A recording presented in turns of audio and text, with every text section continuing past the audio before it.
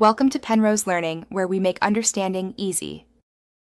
In this video, I will explain how to make cheese panini easy method. Begin by buttering the bread lightly and layering cheese slices evenly. Press firmly in a hot panini press or skillet with a flat weight. Cook until the crust is golden and the cheese is melted, flipping if using a skillet.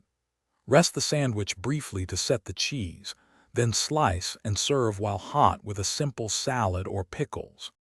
Start by laying out your ingredients and tools on the counter for a smooth workflow.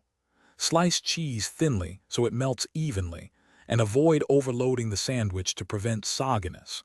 Lightly butter the outside of the bread for a crisp, golden crust, and assemble the cheese inside.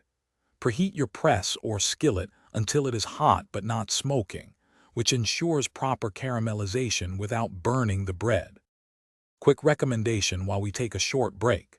If you enjoy practical, comforting tips like this, consider the book The Simple Path to Wealth, which pairs well with managing kitchen budgets and smart food choices. It made simple concepts stick for me and my cooking routine. If you are finding this video helpful, please subscribe and like to support more easy recipes and tips. Check the description for the link and other deals. Now let's get back to the video.